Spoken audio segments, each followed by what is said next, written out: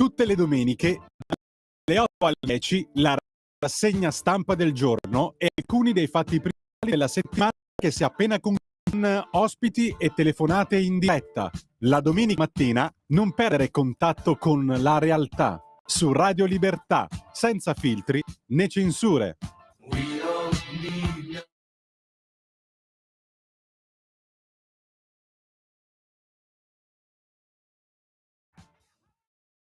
E la linea torna a Giulio Cainarca. Ed eccoci qua. E allora, come vi dicevo prima, nel corso della nostra rassegna stampa, questa mattina abbiamo il piacere di tornare a parlare con Nikolai Lilin, scrittore russo di origini siberiane, nato in quella che oggi è la Repubblica Moldava, in Transnistria, all'epoca parte dell'Unione Sovietica. Ha scritto Educazione siberiana, che tutti conoscono, ha pubblicato 3 libri, da ultimo sulla vicenda Russia-Ucraina: Putin, l'ultimo zar, Ucraina, la vera storia, e adesso è uscito con un altro libro che credo sarà disponibile in tutte le librerie anche tra poco, ma già potete prenotare e vedere su internet online. La guerra e l'odio si intitola il tuo ultimo libro. Intanto buongiorno e grazie a Nikolai Lilin. Buongiorno Nikolai. Grazie a voi. La guerra e l'odio, edito da PM, le radici profonde del conflitto tra Russia e Ucraina. Se sei d'accordo, Nicola, io partirei da qui, perché io non l'ho ancora, il libro non l'ho ancora letto, dico la verità, però leggendo la controcopertina, tu ti focalizzi su un aspetto, l'odio, e qui potremmo parlare 2 ore di fila, credo, perché analizzare e capire le ragioni di un odio che portano alla guerra e a questa guerra ci comporterebbe, credo, una riflessione lunghissima, no? Però tra le tante cose che tu affronti in questo libro, giustamente tu premetti che su questa guerra in Ucraina si è scritto e detto di tutto. Anche stamattina si scrive di tutto, no? Si scrive che i russi stanno sparando su coloro che portano i soccorsi alle persone fuggite dall'alluvione per il crollo della diga, no? Tanto per dire. Se ne dicono tante, se ne dicono di tutti i colori, si può dire, però tra varie analisi geopolitiche e strumentalizzazioni mediatiche poi c'è la realtà, la guerra, che nasce appunto da questo sentimento fondamentale che è l'odio. Sull'odio io ti chiedo una puntualizzazione, ma tra le cose che mi hanno colpito, devo dire la verità, c'è un episodio storico che riguarda l'impero austro-ungarico e la popolazione russofona della Galizia, che ha a che fare con la nascita forse del primo campo di concentramento in Europa nella storia del Novecento, quello di Talerov, in cui morirono decine di migliaia di persone. Tu lo citi nel tuo libro e questa cosa mi ha molto incuriosito. Poi sono andato a cercare un po' la storia relativa a questo campo di concentramento e ho fatto scoperte che invito anche i nostri ascoltatori e ascoltatrici a fare per conto loro. Però ti chiedo perché tu citi questo episodio particolare e a che cosa serve nel tuo libro ricordare questo episodio del campo di concentramento di Talerov.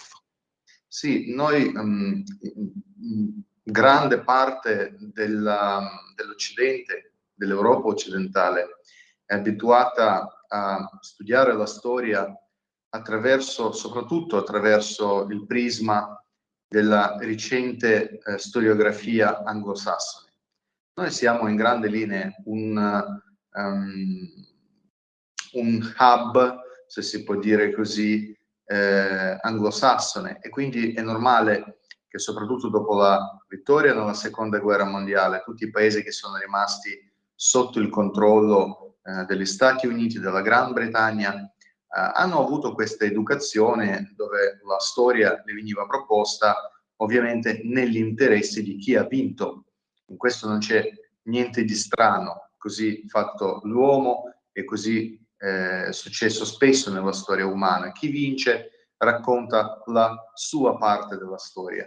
Oggi noi ci troviamo in una situazione abbastanza complicata, non riusciamo a capire perché in Ucraina avvengono certe situazioni e quindi io ho provato a scavare e a raccontare queste situazioni cercando di essere obiettivo, e per essere obiettivo in una situazione come quella occidentale europea basta semplicemente aprire lo sguardo su quella parte della storia che qua non si racconta, ovvero sulla parte della storia della popolazione russa, rutena, delle popolazioni della Galizia. E ovviamente quando noi raccontiamo la loro storia, chi si occupa di quella tematica non può non passare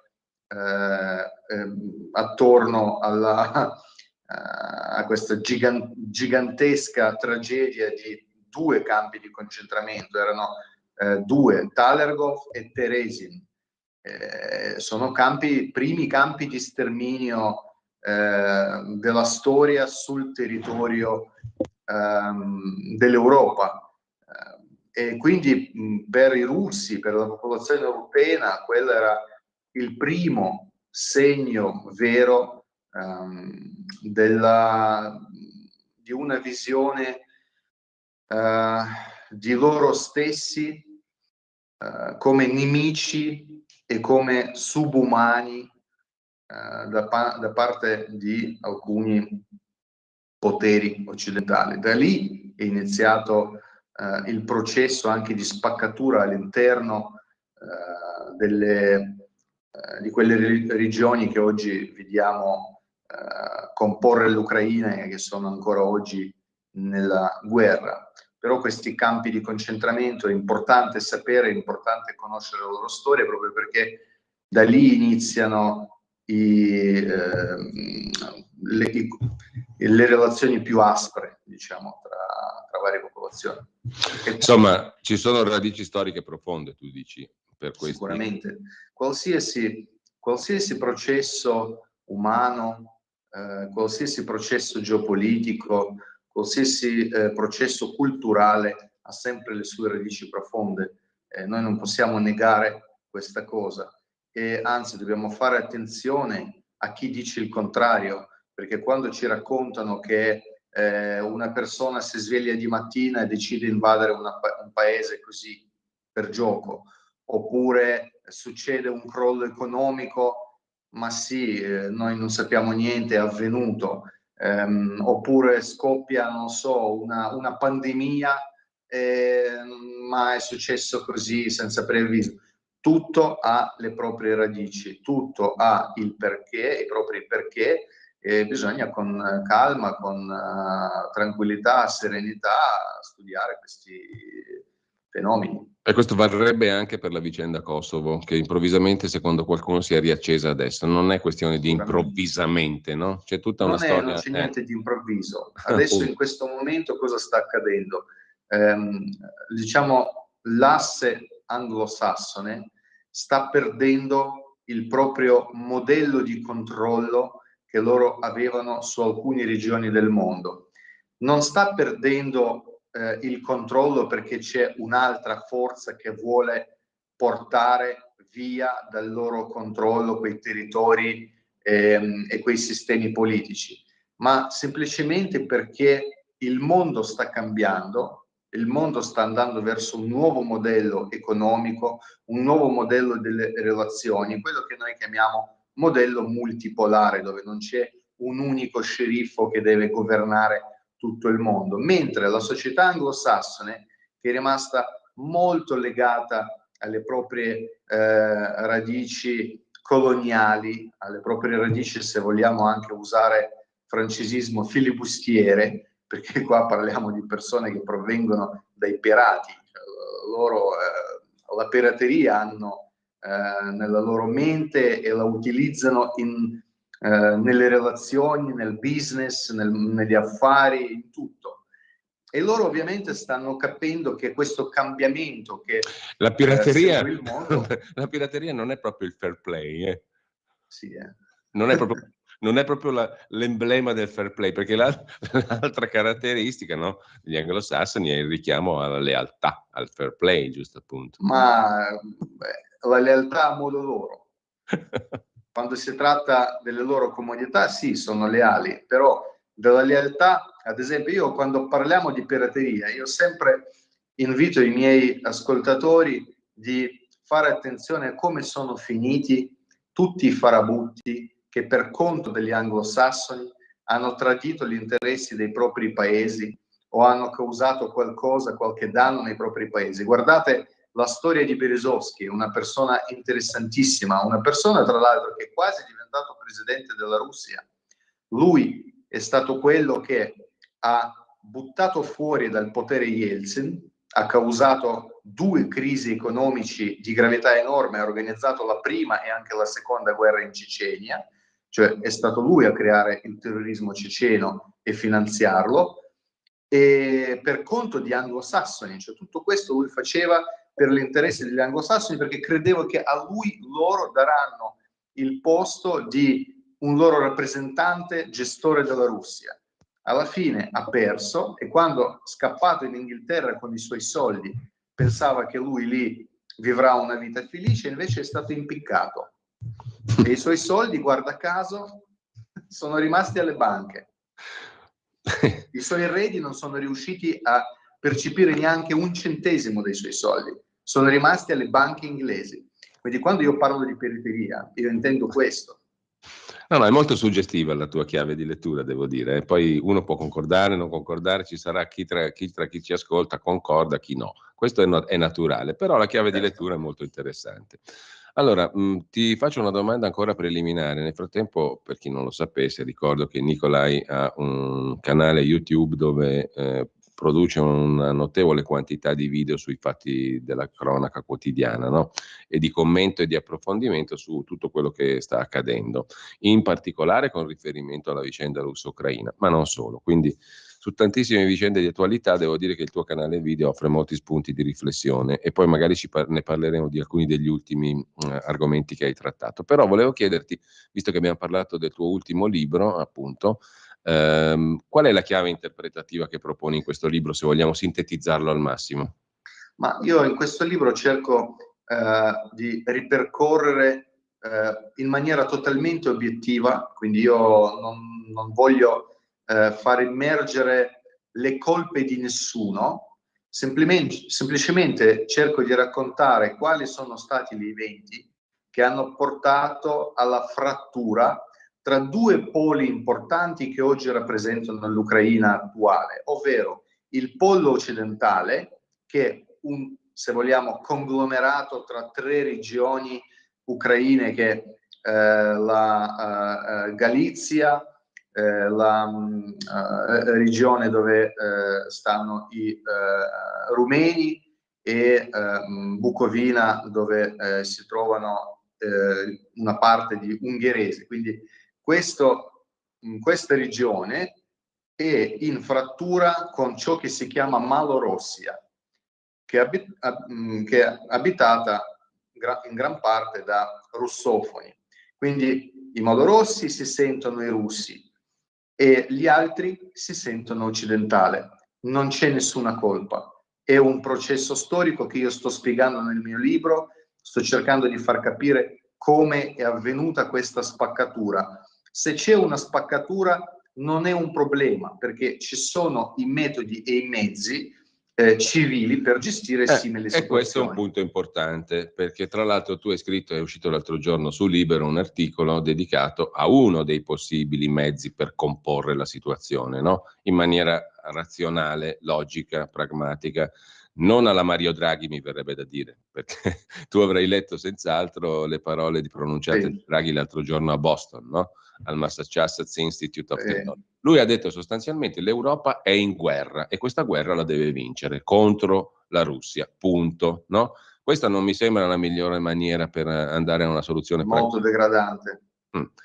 Quindi invece al contrario tu dici c'è la possibilità di tener conto di elementi di fatto storici che si sono accumulati, che hanno prodotto la situazione, e anche elementi di fatto che bisogna considerare se si vogliono fare le cose in pratica, perché non puoi essere astratto. Se sei astratto vai a finire che non ne esci più da questo labirinto, no? Esatto. Allora, una delle possibili proposte l'ha fatta anche l'Indonesia nel corso di una riunione dei paesi asiatici. Non è la sola, tra l'altro coinvolgendo anche l'ONU, cioè coinvolgendo le Nazioni Unite, facendo fare il referendum, riconoscendo quelle specificità storiche, geopolitiche e, se vogliamo, anche etniche, o di appartenenza etnico-religiosa, culturale e politica. Tu dicevi prima, c'è un'Ucraina russa e c'è un'Ucraina che si sente occidentale. È un dato di fatto, non è un giudizio di valore. Allora a quel punto tu la realtà la devi riconoscere e farla gestire anche magari da organismi sovranazionali che garantiscano, no? In fondo Esatto. Israele è nato così. Sì, la proposta indonesiana, a mio avviso, è quella diciamo più razionale e anche più di buon senso, proprio per questo motivo è stata rifiutata subito da tutti, perché in questa guerra purtroppo non c'è nessuno che fino in fondo è puro d'animo. Tutti alla fine da questa guerra traggono i propri vantaggi, e per questo motivo il ministro della difesa indonesiano non è stato ascoltato, ma la sua proposta rimane quella più sensata, ovvero lui dice è molto facile, abbiamo un meccanismo che si chiama l'ONU. L'ONU ha i caschi blu, che tra l'altro sono stati già utilizzati, c'è già esperienza di questo utilizzo di questi mezzi, si allontanano dalla linea dalla prima linea e riparti operativi di entrambi gli eserciti di 15 chilometri. Si crea una zona neutrale, in questa zona neutrale facciamo entrare i militari dell'ONU. Fine. Così viene organizzato il cessate fuoco. Dopo si organizzano sempre con la partecipazione dei rappresentanti dell'ONU i referendum per far capire chi vuole rimanere con la Russia e chi vuole rimanere in Ucraina. A quel punto, Nicolai, non sarebbero più referendum che sarebbero accusati di parzialità filorussa. Esatto, si tratterebbe di referendum ai quali possono anzi devono partecipare i rappresentanti dell'ONU, e da lì si vede chiaramente chi vuole rimanere con la Russia e chi vuole rimanere con l'Ucraina, ma allo stesso tempo comunque è molto importante, anche se la gran parte dei cittadini ucraini vorrà rimanere con l'Ucraina, è molto importante assicurare che in Ucraina viene seguita la Costituzione, perché il problema di oggi è che siamo usciti fuori in Ucraina, e anche abbastanza pesantemente, dal 2014 in poi il governo di Kiev si comporta in maniera tale come se la Costituzione fosse non esistesse, e quindi la proposta di ministro della difesa indonesiano si basa proprio su questi concetti molto semplici ma molto efficaci, solo che per metterli in pratica, ripeto, serve buon senso, e purtroppo le parti coinvolti per adesso non sono interessati di applicare le tu infatti scrivi nell'articolo che né la parte russa né la parte ucraina sono disposte ad accettare. Non vogliono La capitolazione del nemico. I russi hanno capito una cosa, i russi hanno capito innanzitutto che l'Occidente è il nemico, quindi la gran parte dei russi si sono uniti attorno a Putin. Per Putin per il potere di Putin questo è molto utile, perché lui non ha mai avuto così tanto consenso come ha adesso, e quindi lui con cavolo che lascia adesso questa guerra così in 448. Per lui è anche una grande soluzione dei suoi, come dire, della sua situazione interna nel paese. E dall'altro canto abbiamo il regime di Zelensky, che è totalmente un regime fantoccio, che vive solo e unicamente grazie agli Stati Uniti d'America. Cioè, l'Ucraina senza sostegno dell'Occidente e degli Stati Uniti d'America sarebbe già finita ancora a fine di maggio del 2022. Loro non hanno i soldi per pagare i loro funzionari statali, non hanno soldi per mandare avanti l'economia del paese, figuriamoci la guerra. Avrebbero perso, i russi, in effetti io sempre dico che i russi hanno già vinto questa guerra, l'hanno vinto tra aprile e maggio del 2022. Dopo quel periodo i russi hanno cominciato a combattere con l'Occidente collettivo, con la NATO e con tutte le rappresentanze.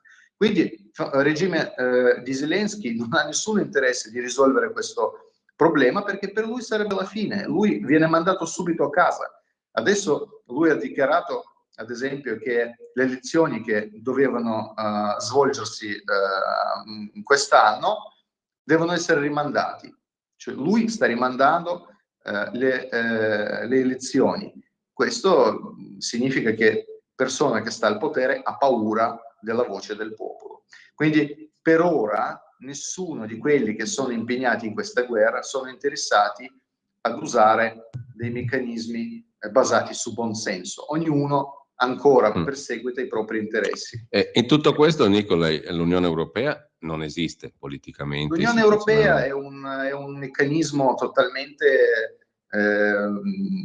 controllato dagli interessi statunitensi, soprattutto dall'oligarcato degli Stati Uniti e dalla Gran Bretagna. Infatti Gran Bretagna è uscita fuori dall'Europa proprio per riuscire a manipolare meglio quello che è rimasto, cioè il meccanismo dell'Unione Europea. È un meccanismo fantoccio. Guarda, io sono molto presente nel Medio Oriente perché ho la casa lì e vivo in uno dei paesi medio orientali, conosco molto bene la cultura araba, ho tanti amici che lavorano anche nella diplomazia, persone molto importanti con quali spesso parlo e si scambio le opinioni. Quando io parlo dell'Unione Europea con gli arabi, loro ridono.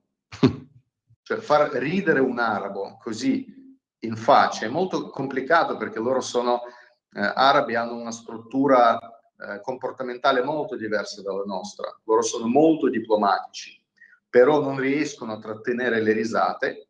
Quando io parlo chi abbiamo mandato in Golfo Persico, cioè Luigi Di Maio, si mettono così sulla testa.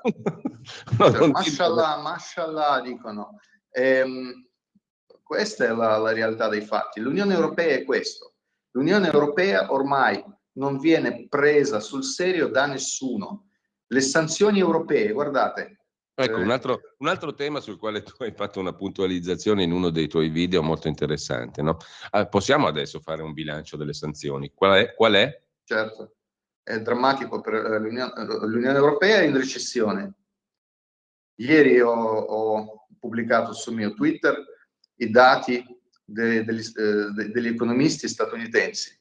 Noi, tutti i paesi dell'Unione Europea, siamo ufficialmente in recessione. È uno strumento, insomma, di valutazione non dei paesi di Putin, ma, sottolineo, statunitense. Chi vuole vedere, vada sul mio Telegram e trova lì tutte le informazioni. Mentre la Russia, dopo un anno di 11° pacchetto, ormai siamo di sanzioni, sì. Dopo 11 pacchetti di sanzioni, Russia è entrata ufficialmente di nuovo tra i 10 paesi più sviluppati a livello economico al mondo. C'è un altro dato interessante che mi ha colpito. E poi prezzi in Russia. Noi abbiamo problemi. Sì, i prezzi sono abbassati. I prezzi sui prodotti sono abbassati. I russi si stanno arricchendo, stanno tra l'altro aumentando gli stipendi, ma questo perché io ho avvertito i nostri amici che con entusiasmo applicavano le sanzioni un anno fa. Era tra febbraio e marzo, quando abbiamo fatto una interessantissima riunione all'aria che tira con Mirta Merlino. C'erano economisti, 2 economisti, e noi parlavamo di questa cosa. E io a queste persone ho detto: cari amici, voi state facendo lo stesso errore che ha fatto Hitler quando lui si è mosso verso la Russia. Lui ha fatto un errore geografico.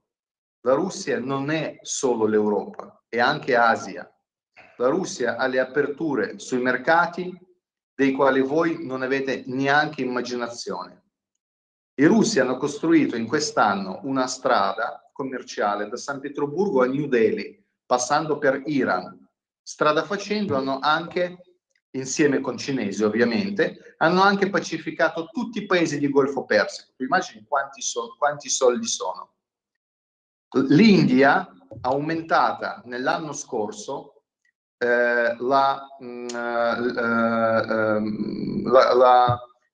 export del petrolio dalla Russia di 19%. Noi stiamo parlando di un'enorme quantità di affari che i russi adesso stanno facendo, senza parlare di Cina. Con Cina hanno quadruplicato tutti i rapporti commerciali di vendita di gas, di petrolio e di tutte le materie prime. Quindi i russi, staccandosi dall'Europa, sono impegnati sulla creazione dei nuovi mercati e in un anno sono diventati più ricchi. Ma soprattutto le sanzioni, qual è il più grande problema delle sanzioni? è che le strutture occidentali non sono in grado di gestire la sorveglianza dei processi che loro impongono alla Russia. Ovvero, vi faccio un esempio, loro dicono ai russi: voi non potete vendere il vostro petrolio ai paesi occidentali. Cosa fanno i russi? Loro scaricano le loro navi nel mare. Questo tra l'altro Washington Post ha pubblicato, questo non lo dice propaganda di Putin, non lo dice Pravda di Mosca o Gazzetta di Cremlino. Washington Post mesi fa ha pubblicato delle foto nel mare, foto satellitari, navi russe, petroliere russe, scaricano il petrolio nelle petroliere delle compagnie trader che provengono dal Golfo Persico, dalla Cina, dall'India, dal Brasile e anche dagli Stati Uniti d'America. E queste petroliere dove vanno? Vanno in Europa. Quindi i russi continuano a vendere petrolio agli europei, solo che adesso si paga di più perché ci sono in mezzo i trader che sono diventati tutti miliardari.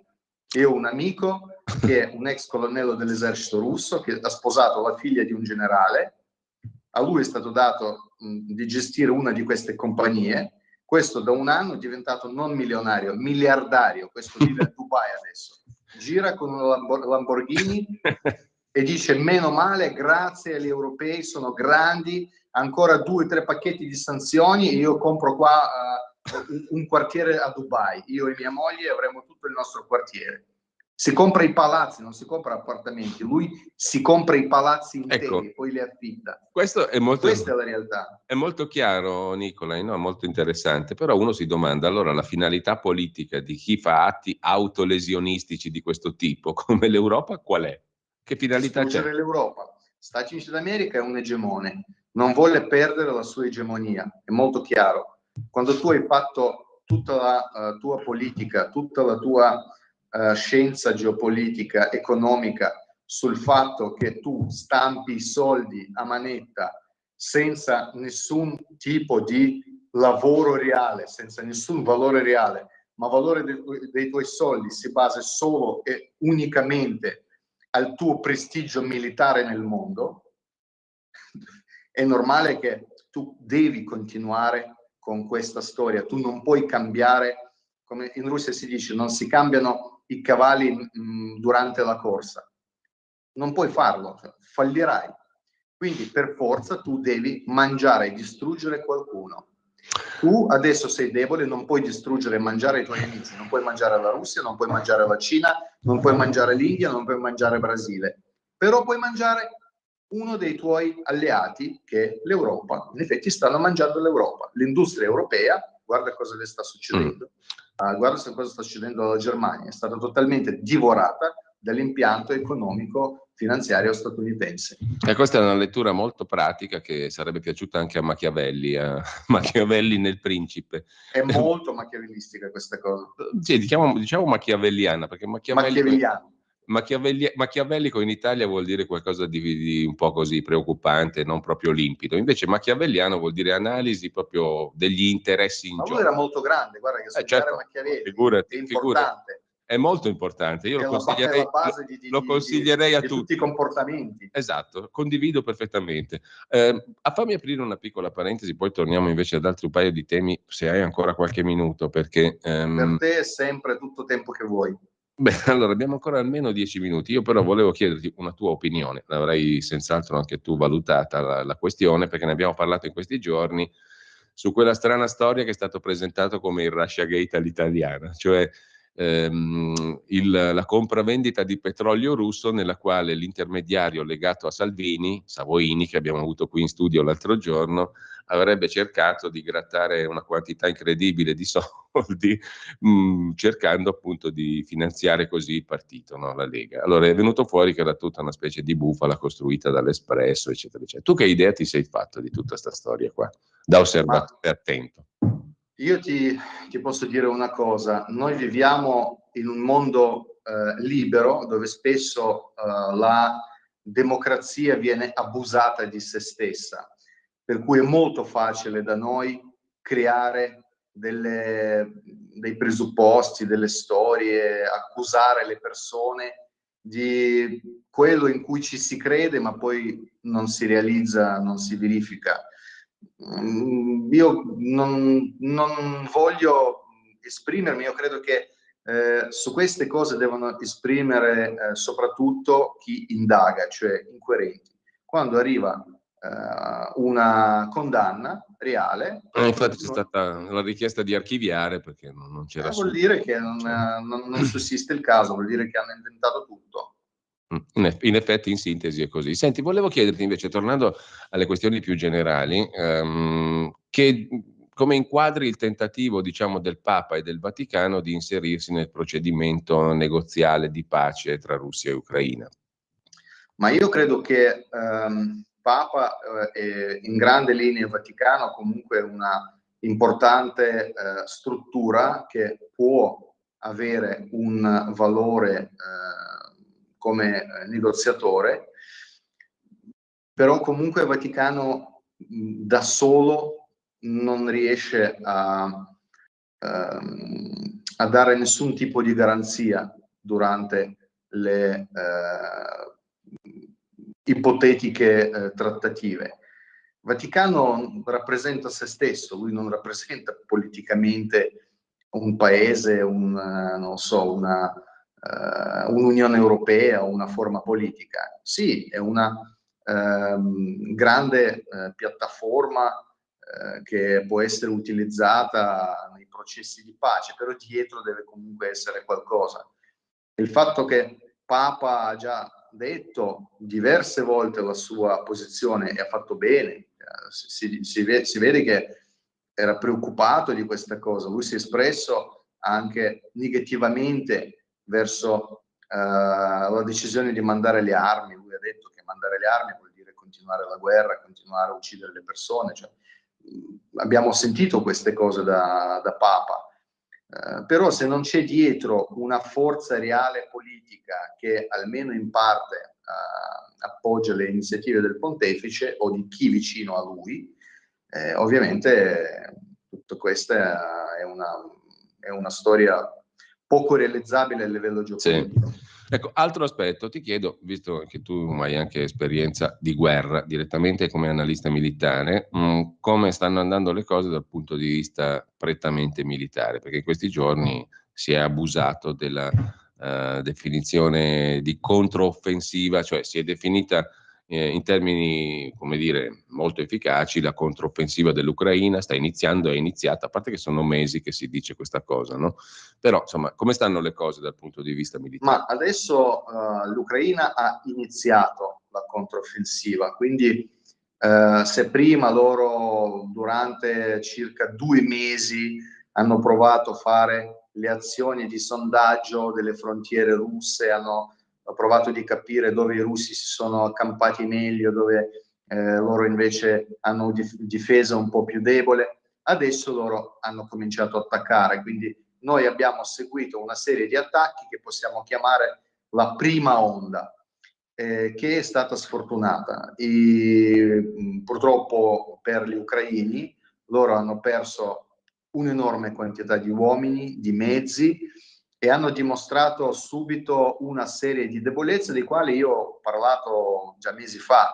Il problema di qualsiasi controffensiva è che quando si mandano i riparti meccanizzati, ovvero la fanteria supportata dai carri armati o da blindati pesanti, cingolati, che sono in grado di attaccare le posizioni difese, devono essere coperti in maniera efficace dal cielo e dalle retrovie con sistemi di artiglieria che devono essere 2 o meglio 3 volte di più dei sistemi dei quali dispone il nemico che si difende. Questa è la base di qualsiasi offensiva delle posizioni difese, come scritta nel qualsiasi manuale, in qualsiasi accademia militare. Ucraini non hanno praticamente aviazione, loro non dominano il cielo.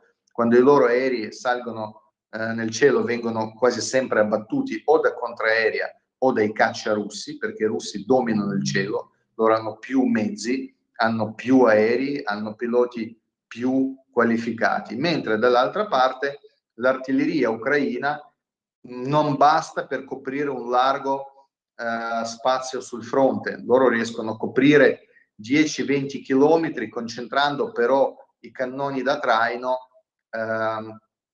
in una zona, e come adesso ha fatto vedere l'esperienza sfortunata di questa prima ondata di controffensiva, i russi sanno benissimo questa strategia. Infatti i russi come hanno agito? Hanno alzato i loro aerei, elicotteri d'attacco, e in pochi minuti hanno distrutto il 70% dell'impianto di artiglieria ucraino. 70% è tanto, cari amici. E quindi le truppe che erano in avanzata, tra l'altro le truppe molto importanti, c'era 47esima brigata che tra l'altro ultimo fallimento ha avuto proprio questa notte, sono stati massacrati quasi tutti.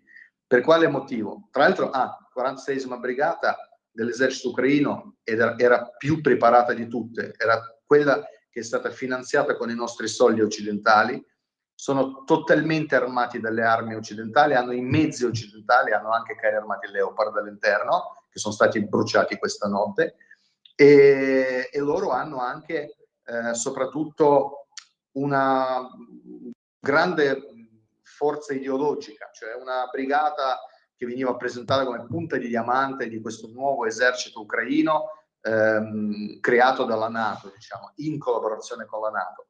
Distrutti totalmente, scappati via, ci sono i filmati che ti viene da piangere quando vedi questi ragazzi come loro fuggono. Per quale motivo? Perché sono stati buttati in prima linea con i pick-up civili, con le macchine civili. Mancavano i blindati di supporto, mancavano i carri armati, ma soprattutto ha mancato l'artiglieria. Tu non puoi mandare la gente anche super preparata, loro possono essere addestrati come super uomini, ma se manca l'artiglieria d'appoggio e i punti di difesa nemici non stanno con la testa abbassata sotto l'artiglieria, ma stanno lì, ti guardano e ti sparano con tutto quello che hanno in dotazione, tu perdi la guerra.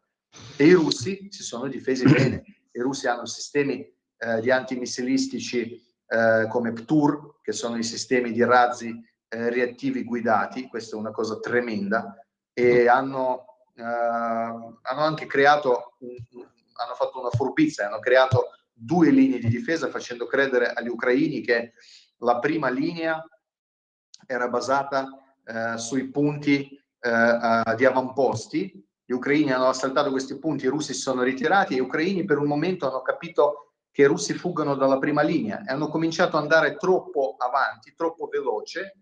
La fanteria non ha fatto in tempo a seguire i carri, si è sparpagliata sui fianchi e sono stati massacrati perché loro si sono trovati davanti alla vera prima linea. E questo vuol dire che i servizi di intelligence, sia statunitensi che britannici, che forniscono le informazioni all'esercito ucraino, non hanno visto queste posizioni, non hanno capito la strategia dei russi. Quindi per adesso per gli ucraini è un fallimento. Loro hanno perso 5 brigate operative di un totale di 18 brigate destinate alla controffensiva, è un numero enorme, però comunque non è ancora persa la guerra. Non bisogna qua insomma dire che gli ucraini hanno perso la guerra, assolutamente no, hanno perso un'importante battaglia, ecco. Adesso loro comunque hanno le forze per poter svolgere altri 2 almeno ondate di controffensiva, quindi tutto dipende da come adesso loro struttureranno la loro offensiva. Ecco, Nicolai, 2 cose ancora prima di salutarci. Mi piacerebbe toccare 2 punti che hai toccato anche nei tuoi video, ai quali rimando anche chi ci sta seguendo, perché il canale YouTube di Nicolai Linin è molto ricco, come dicevo prima, ci sono molti punti. Beh, grazie. Insomma, una cosa che va sottolineata è che hai parlato proprio fuori dai denti e che mi ha fatto anche sorridere per certi versi amaramente, non sorridere in maniera sguaiata, è che tu noti giustamente che ci dicono che Putin è malato, che Lukashenko sta male, però Biden, che è messo malissimo, molto, ma molto male, invece si ricandida, sembra in salute, un giovanotto di 80 anni. Forse il quotidiano per cui scrivi, Libero, che una volta l'ha chiamato Rimban Biden, non ha tanto torto, diciamo. No? Ha ragione. Cioè, questo è un dettaglio, no? Però la cosa invece drammatica che mi ha colpito molto, e alla quale tu hai dedicato un video molto, molto emotivamente carico, è il fatto, riportato peraltro da una testata britannica, il Daily Mail, secondo cui c'è una donna ucraina, Svitlana Pliushko, che è stata dipinta come una madre coraggio o qualcosa del genere, una persona straordinaria, e invece è stata processata in Polonia per avere regolarmente, ripetutamente abusato di bambini che erano stati dati in adozione. Ecco, non solo abusato, lei ha creato la prostituzione pedofila. Una casa di prostituzione per i pedofili. Pedofila, esatto. Lei vendeva i bambini dall'età di 4 anni, attenzione, il più piccolo aveva 4 anni, lo dico con tremore perché io da padre di due figlie io non so cosa farei a una persona del genere. Mi è capitato 2 volte, quando io ho lavorato per Italia 1 per Mediaset, 2 volte a intervistare pedofili nel carcere di Spoleto. Ultima intervista mi sono alzato, ho chiesto di aprire le porte alle guardie, sono uscito e ho detto agli agenti, ho detto per favore portatemi via perché io lo ammazzo adesso. Io non riesco a guardarlo in faccia, cioè, a questo demonio. Per me questo è il limite.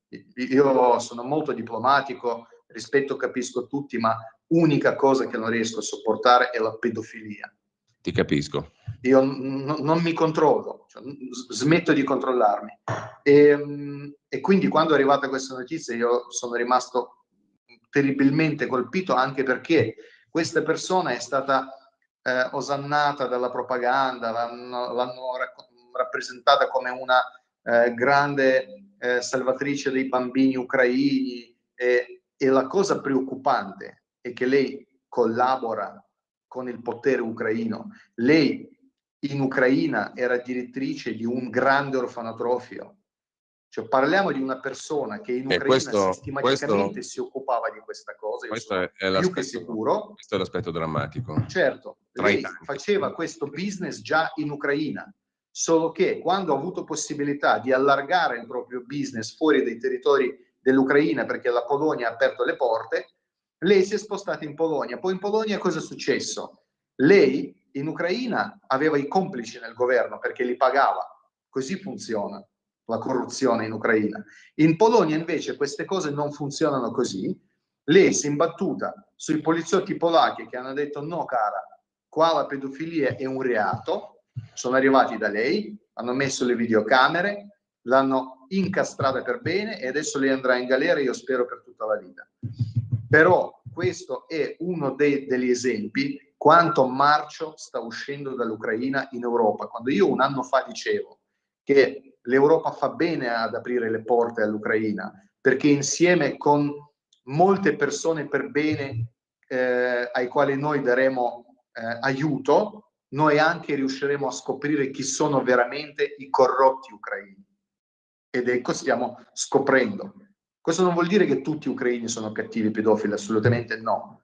Certo, però le storie come queste dimostrano quanto è radicata la pedofilia e gli altri crimini proprio questi sono satanisti all'interno del sistema corrotto protetto dal governo ucraino. E meno male, grazie a Dio, io mi inchino di fronte all'onestà dei poliziotti polacchi, dei giornalisti polacchi che hanno riportato per primi questa notizia, perché la Daily inglese ha preso il materiale di un giornalista locale polacco che ha fatto questa indagine, ha messo la propria faccia e ha raccontato questa storia, quindi un enorme inchino di fronte a lui, alla sua onestà intellettuale, perché di solito all'interno dei sistemi, di fronte ai sistemi di corruzione così grandi, non tutti i giornalisti hanno coraggio di raccontare queste cose.